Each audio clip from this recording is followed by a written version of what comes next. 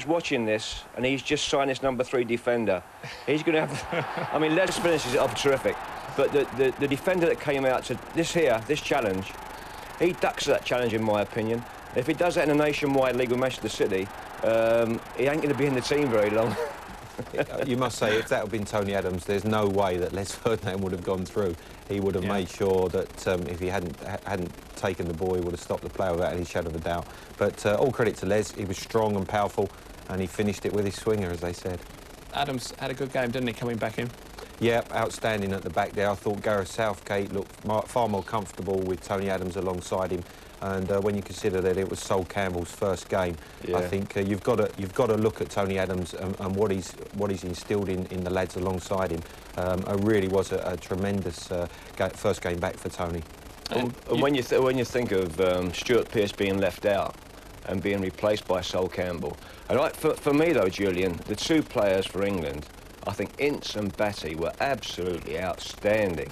And for me, I think Glenn Hoddle now has got two central midfield players that possibly could be there all the way through. Here you see Batty picking the ball up. Batty did so well all afternoon. Whenever he had to close down, some great skills. He never gave the ball away cheaply all afternoon. When there was tackles to be made, he made them. He protected the three centre halves at the back there. It really was a great performance. Ince and Batty combining well here, and it really was an excellent performance from the two of them, and gave the protection that the three boys at the back needed. It was they're a couple of enforcers, aren't they? Really, I mean, they're not necessarily that pretty to watch. No, that's right. I suppose in a way they're minders. They were protecting the three at the back, and it gave Paul Gascoigne more of a licence to go further forward.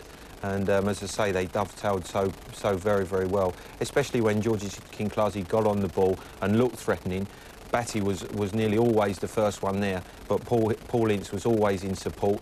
Any loose ball that went across or went square across the defence, they were onto and making challenges and breaking up their play. And just a little bit further forward, Rodney, was Paul Gascoigne. Yeah. A lot of talk about him, obviously, before the game and his inclusion. How did you feel he acquitted himself? Well, I mean, we've talked about a perfect performance in terms of Glenn Hoddle and a perfect 10 for his results. But for me, if there was one bad spot about the game, one negative thing, I thought Paul Gascoigne was poor. I thought his performance was poor overall. This is where you see him running at the defenders. I mean, this is one of the bright spots he had, where he actually ran at the back four players and actually ends up going down a blind alley and losing the ball.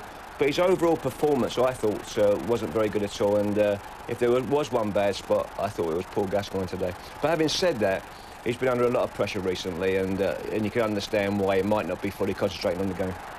But with Ince and Batty now in those midfield positions, that slot in front of them, which Gascoigne was basically operating in, becomes very interesting, doesn't it? Because there's Letitia, of course, who didn't play, and there's McManaman, who didn't play. Well, I thought that in the last 20 minutes, I thought that Glenn Hoddle might throw on Letitia. The game was won. There was no way that we were going to lose the game.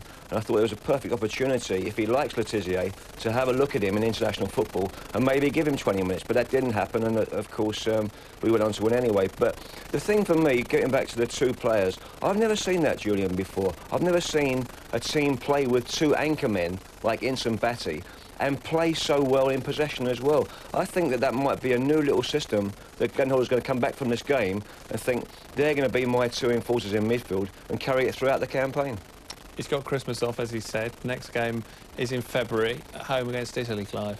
Yes, that's right, Julian. I think, as we emphasised right at the start of the campaign, it could come down to the game against Italy. It now takes on massive proportions. It was always going to be perhaps the game which decided the group. But England are in the perfect position.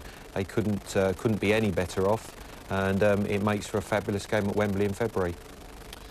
Well, it's not only England in action this weekend in